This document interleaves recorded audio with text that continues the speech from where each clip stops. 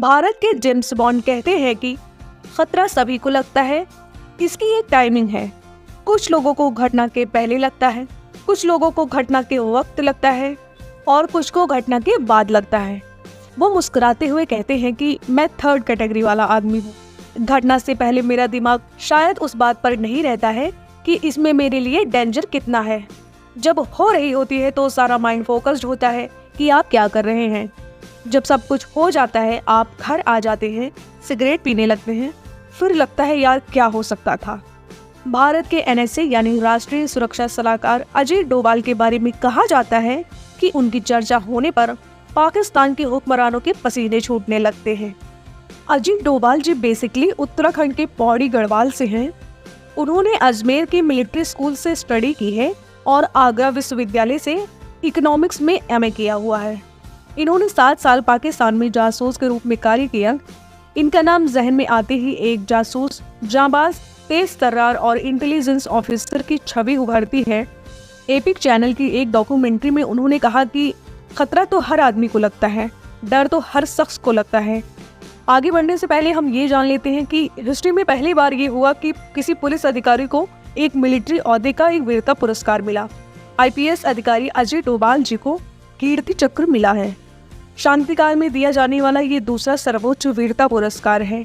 भारत के James bond कहे जाने वाले डोभाल नए मिशन के बारे में कहते हैं कि नया ऑपरेशन, नया ऑब्जेक्टिव। ये सोचो कि आज तक मैंने कोई ऑपरेशन किया ही नहीं है। रात गई, बात गई, जो बीत गया वो खत्म हो गया। कुछ नया सोचो। एक इनोवेशन के बाद तैयारी करिए अगले इनोवेशन की।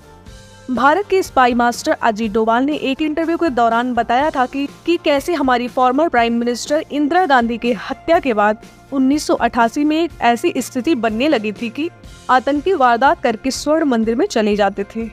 आतंकियों को भरोसा हो गया था कि इतना जबरदस्त रिएक्शन हुआ है कि अब भारत सरकार किसी ऑपरेशन के बारे में सोच भी नहीं सकती है। बिना गोली चलाए या खून बहाए आतंकियों से निपटना भी था। इसके बाद कैसे आतंकियों का हितैषी बनकर उग्रवादी की वेशभूषा में डोभाल अंदर घुसे और आतंकवादियों से सरेंडर करवाया, वो अपने आप में मिसाल और जासूसी का उत्कृष्ट उदाहरण है। आइए एक एक करके उनके सारे ऑपरेशंस और मिशंस के बारे में जानते हैं।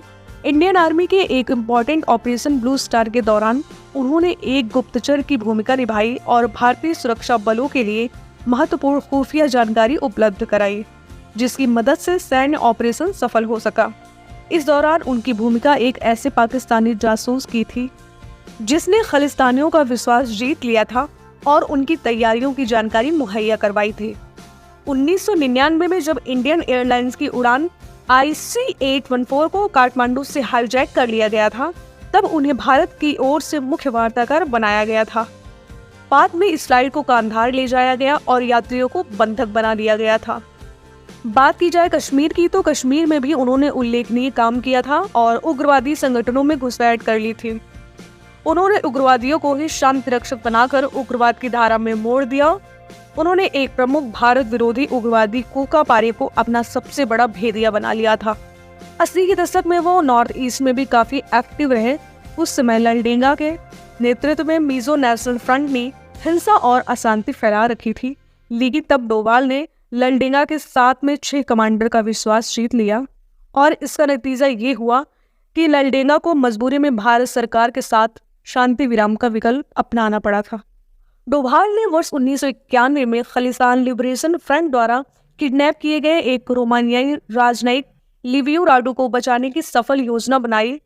उसके बाद डोभाल ने नॉर्थ ईस्ट एरिया में सेना पर हुए हमले के बाद सर्जिकल स्ट्राइक की योजना बनाई और इंडियन आर्मी ने बॉर्डर क्रॉस करके म्यांमार में कार्रवाई कर उग्रवादियों को मार गिराया।